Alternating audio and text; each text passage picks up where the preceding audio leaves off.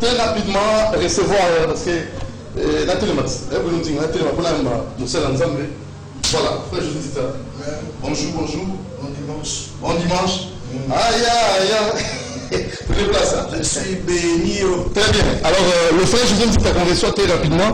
Ouais. Et vous qui nous suivez sur la 96, vous écoutez sur la 96.8 MHz Radio Liberté Kinshasa. Et vous nous suivez sur Canal Congo Télévision. Ça, c'est vraiment en exclusivité mondiale, hein, parce que le frère José Ndita va aujourd'hui rentrer les bois. Il va répondre à toutes nos questions. Aux arts vraiment côté la musique chrétienne. Alors, bah, qui sans tabou, donc tous les nions. Quand je vais lire la musique chrétienne, il y a Zambiaka, il y a l'ingoma, donc Mbiaka, il y a la musique en Zambie, et la bande ça va aller. Ça ira. Ça ira. Yeah. Aïe, aïe, aïe, aïe, aïe. Je ne suis pas maudit. Oh, oh, oh, oh, oh. Moi, je ne suis pas maudit. Alors, et c'est venu Rambo d'abord, bonne année. Oui, bonne année à tout le monde. Bonne année à ma pasteur, bonne année à l'artiste Ambo Karabiso, bonne année à Batunyoso. Vraiment, et on a souhaité bino bon dimanche. Oui, ça c'est bien. Église, moko na moko auto komisa nzambe et sikoyo bozongi bandako bozotala biso nzambe apambola bino. Ya malamu eza que totombola plus nzambe. Buto alelo moyo alelo, nous voulons élever les seigneurs. Parce que son totomboli était mon côté azali oyo azo mérité ko tombama. Oye binga na yebisaka bato kolala oko yebana yo kolala ki o calculer pour bi bona nala ki na 20 heures schiste. Mais problème ezaka mingi za kolamuka parce que kolamuka nde za likambo. Okolala na yo bien mais kolamuka nde la muka totala yo. Alors na la moni kolamuka ezala nzambe kolamuka ezala ye moko Yesu. Ce qui permettre te olamuka te mais ce qui permettre olamuki yango na zopesa mingi lokumu epai na nzambe ndenge asali ke tout le monde na lisu journal elo tous allons compter parmi ba vivants que le Seigneur soit loué. Na moni sonde konanga montiri ça fait vraiment longtemps et le Seigneur a permis tous à la plateau moko to solo la na makambozo concerné royaume yanza. Très bien, frère José Ndita, avant toute chose, tout le monde à la une, et ça les baisse, il y a pour ça la vie terrible dans les réseaux sociaux, dans YouTube, dans la plateforme et tu remarques vraiment Nzembo dégâts. Alors, et ça nous parce que vous avez dit, tout d'un coup, on a oublié ça, on a Nzembo Sali. Il y a pas de Nzembo bien sûr, mais il y a Sali. Non, mais tout dépend de la stratégie. Hein. Doudou. Bah, français au lobby, il faut reculer pour mieux sauter. Ouais. Mais moi, les juste Banzé Momo, il y sur demande. Ok. Il y a sur demande. Mon ingala, c'est un et ouais, qui premier, ça n'a qui Congo. Et il y a sur demande pour Nganaza Moutaba Congo, non? Oui. Voilà. Et ça là, que na Mboka na biso mingi ya bato ba yebelinga na église ya CAC, église ya Congo centrale, mission Niwana. Oui. Alors il fallait que Kana pesa pe moi identité ya mboka. Na mona ka bande kona biso pe ba Swahili, ba Luba, ba Mongo, ba Yembaka.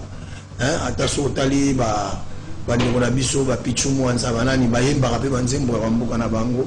Donc bande kona ngaba Mike ba Yembaka banzembo mboka na bango. Il sera que na yemba banzembo mo banzembo wana ezaki banzembo oyo nzambe apesa yango bakoko na biso yango ngaki na sala bango moi esengo ya ko lakisa bango que nous pouvons aussi mettre ça sur CD ezala ba papa mususu bakoka su kotanga te bazaka ba livre banzembo wana me bakoka su kotanga ngote yango na baki bon na osande ni tu bayoka kata koyoka na tiango na CD et en tout cas epamboli batu mon tili na zoïb sayo tili lo soke ba Congo central kuna Angola Kabinda nzembo wana et pamboli batu sérieusement. Alors quoi ezaki na dialecte moko moni ezalaki mo muke limité ba mongo bazako yokangote ba luba bazako yokangote ba swahili bazako yokangote ezalaki juste avant na yemba fona expliquer donc ya monoté ezalaki pena album moko très limité lelo nzamba sali grâce nazonga pona yemba sikoyo banzembo ya lingala oyo bato nyonso bayokaka oyo bato nyonso bayebeli ngai eza album titre album mon Résurrection. La résurrection. Voilà. Ah bon? Donc les gens ont dit 12 chansons. Déjà. Ouais. Mais il y a un moko ici makasi. Mais bon, il y a un moko hein. So boyo ki mususu au salante. Na au sala ba clip déjà l'homme na 5 ba clip ndam. Mususu na kansi. Ah voilà. Mais quand vous avez fait la stratégie. Parce que vous savez, frère José, oui. Aux zongo zongo maman makasi.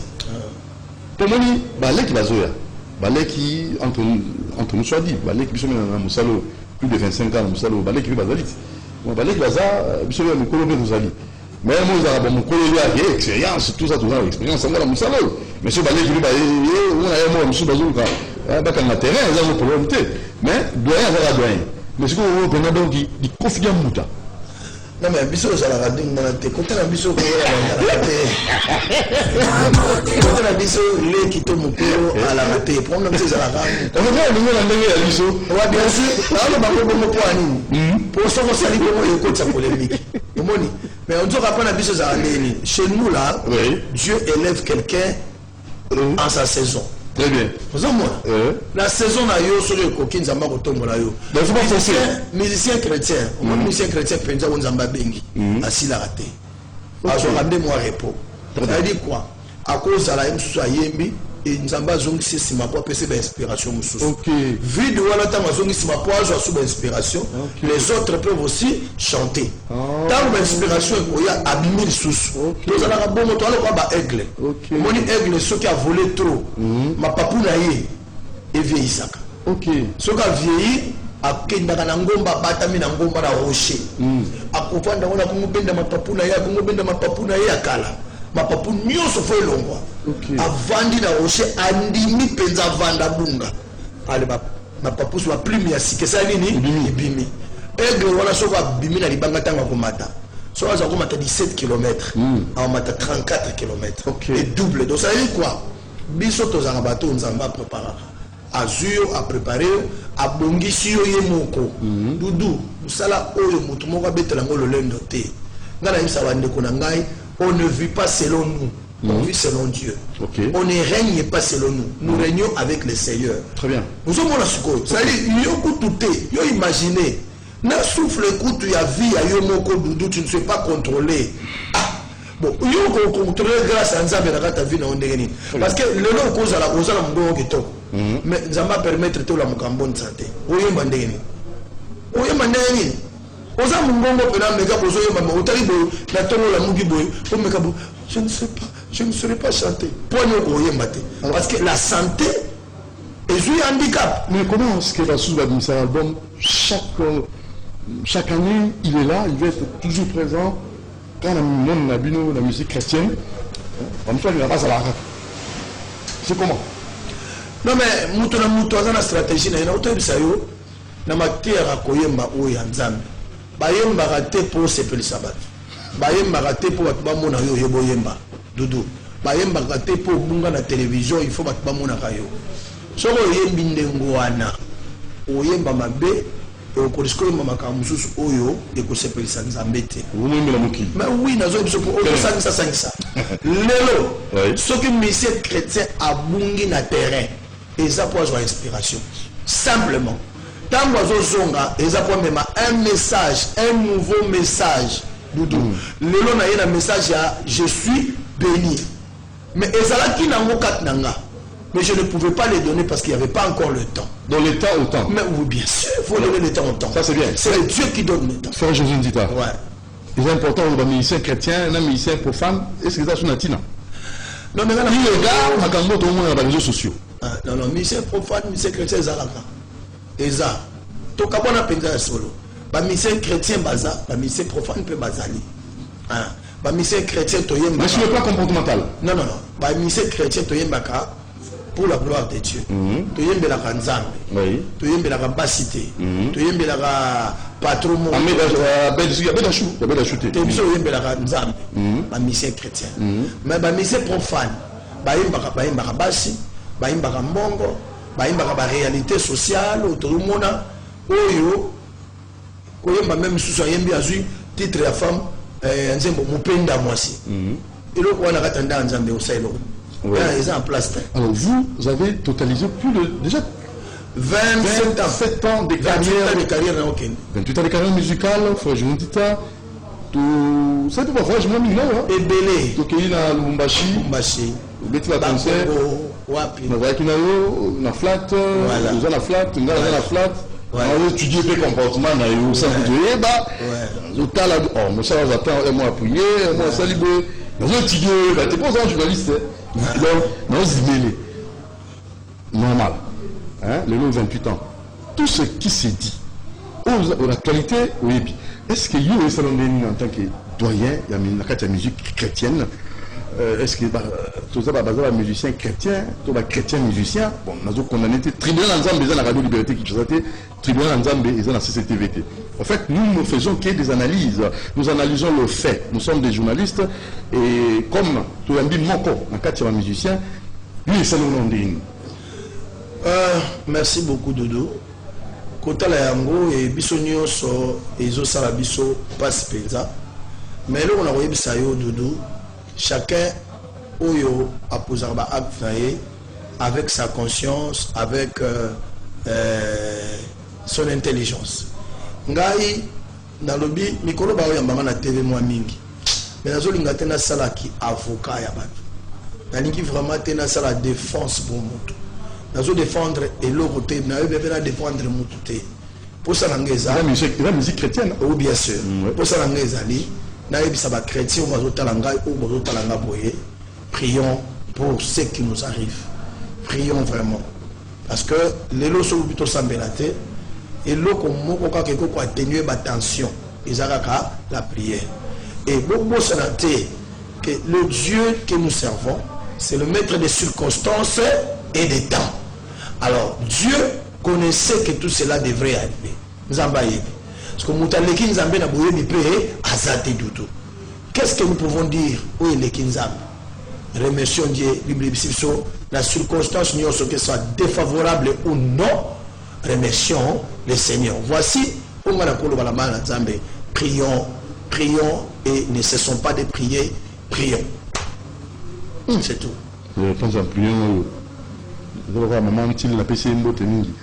Maman, je suis un inspecteur, personne d'autre là. Mon directeur n'a pas mon cousin qui a sur la prions. Et on se salue. Mais oui, prions.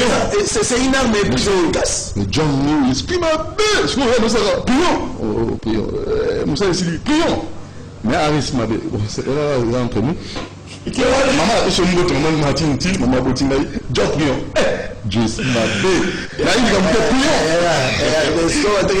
Comment tu as smart prions? Comment tu as smart prions? Oui, tu as un taxi, pas un zéro mot bêtis. Pas, il y a mon quand tu as dit qu'il est dans les réseaux sociaux. Chauffeur, mon gars, mais pas chauffeur, on va la frère de l'ambition, on va début côté de la taxi. Est-ce que vous savez que vous avez la responsabilité pour les musiciens mondains, ou bien mondains profanes? Bah on va voir la base, tu es bon, on va si tu es bon, bah voilà, mais spiritualité à battre, tu as beaucoup la bino, bobini, liboso, biso hôtel la bino. Donc vous avez la bonne réalité, bien que vous avez la sainteté. Est-ce que vous sentez vous avez la responsabilité, vous avez ils ont double même. Donc on va éducateur en masse. Ils s'en foutent, ça va vous dire. Moi, c'est là qu'il y a les kilomètres, bon, avant une initiative profane. Mais c'est pour nous. Frère José, Théa. Quand on l'a évoqué, papa, nous allons dire Théa. Mais je vous dis Théa. Et là, on a la bande Dieu est le maître des circonstances et des temps. Oui. Nzambe a mettre en circonstance en temps. C'est Dieu qui connaît. Papa Doudou. Oui. Qui m'a le côté. Je pense que Bande Konamiso est responsable. Toi, tu es journaliste. Oui. Tu nous invites ici sur le plateau, non? C'est ça. Voilà. Là, on s'appelle la Mokolomsus. Soit Pelatan. Koutana na moko. Qu'est-ce qui les a poussés à faire ça? comment ils sont. Est-ce qu'ils sont vrais? Est-ce qu'ils sont vrai? Est-ce qu'ils sont faux? Pourquoi et comme bongo? Je pense que mieux c'est possible, mieux placé. Il y a quoi expliquer yango. Ce que vous les yo, frère Doudou, et les que la paix José Nzita ou Yebango. Ils comprennent. C'est-à-dire ce que les que la biso, c'est que Mouta Kopé s'appelle la vraie révélation et fait. Et ça personne où va fait wana et comme elle. Je ne suis pas là pour défendre. Je suis là pour la promotion et album Nanga et Bimisika. D'ailleurs, pour vous n'êtes pas maudit, vous êtes béni. Alors voilà, parenthèse, on formulaire qui te rapidement pour les Matambo et Pénétalité, mais les doyens, nécessairement, ça m'a cantinao. Bonjour mon frère Doudou Montiri, je vous suis. 5 sur 5, c'est le frère Teddy Kayembe, le rescapé. Rescapé, ok. Salut mon frère. L'homme du rescapé vous félicite pour le travail abattu. Que le Seigneur vous bénisse. Après ça, pour faire quelque chose ensemble. Doudou Nzambe Apambolayo Mingi, c'est le frère Teddy Kayembe. Merci mon frère Teddy. Pour ça, on va ensemble. Nzambe Apambolayo, toujours ceux qui sont sous l'inspiration du Saint-Esprit. Pourquoi pas tout ça là? Parce qu'on est là pour l'édification de l'église de Dieu. Merci mon frère, bon dimanche là où vous êtes. Très bien, alors nous appelons le numéro 089 61 52 634. Vous écoutez Ralik, Radio Liberté Kinshasa. On a jusqu'au moment à la radio, jusqu'au a vu la TV, et vous suivez Canal Congo Télévision. Ça c'est très bien. Alors si vous voulez réagir, écrivez-nous au numéro affiché au bas de votre écran, ou bien écrivez-nous si vous nous écoutez sur Ralik au numéro plus 243 89 61 52 634. Bonjour frère Journalista. Au sein de la recrutement dans l'orchestre scénario. Voilà. Bonjour. Les Angaïto, Molisso, depuis Ouleri, au sein de la répétition Wapi, pour Nanga, Yembela Nzambe, na reggae, et ça la bien. On va pas lui donner la remise de Nzambe na reggae. Au continent, bon, c'est ça. Mais ce qu'on s'est dit, reggae, nzembo mbati na suka ya bango mope ba kolobaka oyembi ka reggae na reggae. Wapi l'adoration, wapi louange. Omoni, mais en fait toza wana pour la codifier l'église na bandenge nyonso. Ngana oyesa ndeko otala ngai, la musique ce n'est qu'un support. Musique, rythme, et ça support. Mais ce qui est important pour toi frère, ce sont des paroles prononcées. Je suis béni, ce sont des paroles révoltantes. Pour la motumoko vandi à mon aïké, ils ont pesa kitoko, ils ont pesa soubiente, une parole révoltante, ils ont salaké, ils ont télémisayo pour le baké, je ne suis pas maudit, je suis béni. Donc, yokaka plus maloba. Bah, rythme, style, c'est bon, mais qu'est-ce qu'on vous amène dans le style? Le fond, c'est quoi? Ce qui est important, c'est le fond. Qu'est-ce que l'homme de Dieu a dit dans sa chanson? Il y a un plus important pour la mission parce que nous sommes édifiés pas par la danse mais par la parole et c'est la parole qui nous bénit. Voilà. Merci frère Journalista. La résurrection, c'est le titre de votre album nouvellement sur le marché des disques. La résurrection. Il y a vie en âme. La résurrection les années sur tous les domaines de la vie. Il y a yo moko, il y a bandini. Bandi pas inanga pe su bande konyo so bazo kangai. Mutu moko te alingaka na domaine na ye kufa dudu. Ok. Au vandi vous avez bien santé malamu mais finance kufa vous se fait la tête. Vous avez santé bien moli à rater. Oli aga bilo ba mikie ba matembele banini. Vous avez besoin de bien matembele za bien. Mais mon comme ça appelle besoin que dans restaurant les moi nini moi shawarma manini. Mais quand tu n'as pas l'argent, pour moi pizza moto. Quand pizza moto. Quand tu n'as pas l'argent, on ça la connaît tout le monde a mis sur batu sous. Mais chez toi ça n'arrive pas. Vous avez le ça pas si mini ndangwana. Oh ce qui mutafani mingi na pauvreté et comme ça mutumta amabe. Très bien. Oh. Fais du tout. Yo ça la pauvreté est comme ça batumta amabe et puis ça va haine. Mais si vous avez beaucoup 80% batu ba chômeur. On a eu ça. Ce qui manque c'est esprit ba kulune point. Ce qui bat comme que kulune batu pe la joli cheta bangité maman batu kaka type na maman batu na 5 mère batu. Pas du tout. Papa, on va te dire qu'ils sont morts. Oui, non, il y a Ah, mais à Zolo, allez, ils sont morts. Alors, on sont morts. Oh, mes amis. Batumingi, bazalaka bien. Calme, esprit a bien. Mais avant de boire, tu as la doudou qui comprend Djina Lekani, Azanga Tambati. Le gars a boire, tu costume qui te colle, mais c'est comme ça. Et quand ici, il y a des gens qui ont des choses pour au salaire de la pauvreté amène les gens à être furieux. Kanda. Moni. Ah, tu as de la rouge à tabouille. Ah, sur celle que ça compliqué. Mais ils ont frappé tout le monde. Je ne pense pas que mon Konzambo Kaza est indifférent à Yango. Je ne pense pas. La minute où partout où les gens pleurent. Je ne veux pas m'éterniser sur ça. Il y a un politicien. Mais là, on a dit que la politique est au Kanga. Pour auto vivre, gouverneur, gouverner. Alors comment y remédier? Parce que il y a une résurrection sur le plan spirituel. Nous vivre la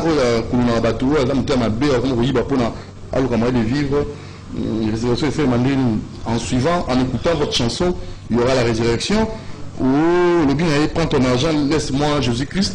On a si il y a cause de la résurrection. Je ne suis pas maudit. Tant ceux qui famille la maudite, la maudité. Et ceux qui ont je vois positif, mais on a négatif. Et ceux qui ont malobawana, c'est concret. Et ça va pas de dos. Il y a les bossos moto à cause de malobawana, à cause de l'ibanda et zambete. Parce que les gens, là, il y a le quoi or et zalia, on va abandonner or, parce que le lukango, côté moussous. Jésus, c'est notre tout.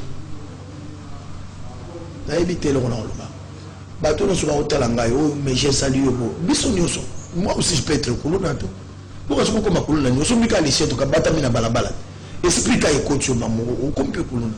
Pourquoi nous on n'a pas fait malgré la pauvreté, malgré la pourquoi tout ça est monté? Vous savez quoi? Quand on est dans le Seigneur, Jésus nous donne les capacités de surmonter les épreuves. Papa Doudou, nous vendions tant que sur la boue. Ma casse on est surmonter des preuves, il y a qui m'ampiaka, il y a kobo ya bakuluna, il y a kobo ya kosala ba bêtises. Et zo où t'es pas une abisoté. C'est le Seigneur qui nous pousse. Ce n'est ni par ma force. Ce n'est ni par notre force. Mais d'abord il faut être dans le Seigneur. Pour bakuluna bazali banda Seigneur. Yango moni makambwana zo kuta bango. Manipulés par les diables. Ils sont manipulés par les diables. Mais quand tu es dans le Seigneur, Nzambe a lobby, il te donnera un esprit. Oui, quoi, apaiser la tension dans le monde. Au monde de la réalité, ngai na kola tani kola pour n'importe qui te. Ngai na kufa na iskanyo sauté. Ngai na komena le quoi nyo sauté. Donc nous allons besoin. Il y a la charge, contrôle sur le contrôle parce que les gens te éviter dans matière de réseaux sociaux. Attends la minute quand nous autant la boîte va filmer. Est-ce que nous sommes tellement bon muta quand photo éviter. Nous sommes contrôlés comme pas possible. La minute de tos aboués. Il faut battre la musique en Zambie, pas si le développement de la technologie, ça les mis en micro, on est là à Calomie. La musique en Zambie, la vie chrétienne est compliqué. Ça veut dire quoi? Ceux qui ont au bombama les sauter pour si tu n'as pas bombama, tu vas monter la caméra. Au bombama. Yo, parce que sur laquelle il y a un bis qui est collé par mon amant, tu as un mot ça, ça zoomé. Ta, à un zoom qui toque. Putain, on joue à tes vidéo. Facebook, Facebook, on a direct, pas au commentaire. Live. Frère Rabino, on a travaillé. Facebook, donc, ça c'est grave ça. Si ngai loko utala vana otala on a bien yo na moni tu es sympathie yo na moni tana tama comme on a bien siko liso nzambe et mona ko la caméra terrible. Vous savez, tu nous stores ça la voir tout bon maman na bisote. Tu vas aller sur les bandes. Omnipotent, nous sommes le président. Oui, bien sûr. Il est là. Tout le monde bon mana kate, tout ça sur les bandes. Le titre ça la baba sumu ani zamba mona na. Alors sur la caméra et tout au qui ma caméra. Bon nzambe. Ça c'est le Congo trop profond. Oko qui ma caméra ko to ba mona ngate mais nzambe o qui ma été. Donc ya malamu ezani. Servons le Seigneur na mutema malamu. Bien. Ça, c'est une interpellation pour moi. J'ai dit, travaillons. Si hier nous avons fauché pour le Seigneur, hier nous avons commis des bêtises, aujourd'hui, revenons à nous-mêmes. Le coup là, enfant produit Guana, oui, à mon avis, il y a un bangulu, ils ont aussi mal sauté. Mais c'est moi, c'est mon père, il y a de la place, les gens mangent, il y a Bakuna Kitoko, je rentre vers mon père. Voilà. Mais oui, il a passé. C'est ce que la musique, aussi mélange ici. Aussi la musique chrétienne, aussi mélange. Parce que la musique chrétienne à Zongila. Mais d'abord, il faut pas nous faire la conversion. Parce que Azala vient dans un métier, puis quand il dans un métier, dans un métier, c'est une apparence. Oui, les pharisiens. Ouais. Oui, sur mon papa Doudou. Oui. La repentance, il y a quand on a conscience. Comprenez? Tant que conscience est, nous devons dénoncer dans ma BO Yassali. Quand il n'y a pas la conscience, n'attends pas la repentance. Ok. Là, tout ça, vous comprenez? Bon, je ne fais que parler. D'abord, il faut que ta conscience puisse travailler. Pour faire travailler conscience sur la femme produit Guana. Il était où? Il était dans une mauvaise position. Na Bangoulou. On se partage le Bangoulou. Bah pour ça. C'est moi là. Je suis prince. Il y a tout. Il y a tout. Problème de Yangwana. Soyez conscient, c'est sali et vous me maillot dans ma réaction positive. Voilà. Donc là on a quoi là-bas? Bénédiction et résurrection, c'est possible dans notre union à côté 4 na Jésus-Christ. Très bien. Voilà. Ça va aller, je ne suis pas maudit, ça c'est bien. Et c'est toi le vrai prophète de ta vie. Le vrai prophète de ta vie, c'est toi, Doudou. La malédiction. Hein? Les alliés. Attitude Yamutu. Bénédiction Pézali, attitude Yamutu. Tout le monde a vu ce point. Et ça, il ne croit même pas en lui. Même. Il ne croit pas en lui-même. À la mouki na tongo avant de dire ce langage ne peut pas sortir de ta bouche. Langage ça veut dire quoi? On y est existence ya nzambe na vie na odudu. Nzambe na mutuna. Ça veut dire quoi? Pour yo Yesu ana tinate œuvre de la croix et na sens te on y est na ekulu so Yesu ya pasi wana. Il a dit dans sa parole, je vous ai béni de toutes sortes de bénédictions dans les lieux célestes. Or nous ne sommes pas terrestres. Nous sommes célestes. Awa to ye awa to zo le kanzela le quoi pèlerin. Un jour to kozo ke pa inanzam. Bon si celui qui m'a créé a dit je suis béni de toutes bénédictions dans le lieu céleste. À quoi bon et pas inangai na bana ko se la mantaka e belende ngwana koloba passe ato gangi yango papa Doudou. Nous t'avons pris sur les réseaux sociaux. Problème de ces plus ba ye banzam. Ba pour ce n'est pas inanzamé. Confesse positif chaque matin. Moi j'ai pris cette option le matin quand je descends mes pieds par terre. J'ai dit que je suis béni. Je confesse moi-même que je suis béni. Tant que nous avons la bongo et kotika na mutu nangai. Au moment la journée mobimba comme journée à bénédiction. Bénédiction. Parce que bénédiction à Moutou. Bénédiction à Kamoutou. Et comme bénédiction, Jésus de Nazareth. Et quand tu confesses, je suis béni le matin, ça dit quoi? Au béni faveur, Yanzambe, Nandakunayo. Au béni faveur, Yanzambe, Nanzela Nayo. Au Sala Souba, il faut persoter. Bisiko nous forcer. La faveur que tu as appelée là, Yemoko à côté, ça y est, Sikoyo. Dans ma dimension et tu es comme ma bénédiction. Tu es le prophète, le premier prophète de ta vie. Quand tu as raté la vie, Doudou, au bon gâté, tout le monde a vu, on est à vie, année au Congo, Souka, Nini, Namoni, Nzabalaxinga, maladie, c'est vrai. Dieu t'a montré maladie dans ton langage. Mais n'a pas de boyango. Nous avons besoin l'action maladie. N'a pas de boyango maladie. Omoni, tant Satan a yebisaki. Ayebisaki nani Yesu bongola lipa oyo et comme bongola mabango comme mapa Yesu alobaki il est encore encore écrit que tu ne tenteras pas éternel ton Dieu. Ça veut dire biso et l'autre biso, il est encore écrit. Il y a un moment où il faut attendre la Bible mingi. Tant que l'on la Bible mingi, on a un verset mingi dans Moutou. Dans toutes circonstances, on peut contrecarrer un verset biblique doudou. Sans verset biblique dans la tête, tu ne sauras pas répondre face à la réalité. Tout ça, parce que le nom nous a les a. Dans le temps de la raison mata. Ce qui. Tentation permanente. Oh, le mani. Voilà. Bien. Alors, après, je sais que tu as sous tantôt dans Nzembongo pour la promotion Mingi à Nzembongo et juste après on va revenir. Suivant la chanson de Je suis frère Joseph Nzita, je suis béni. Et vous allez réagir juste après au numéro plus 243 89 61 52 634. C'est parti.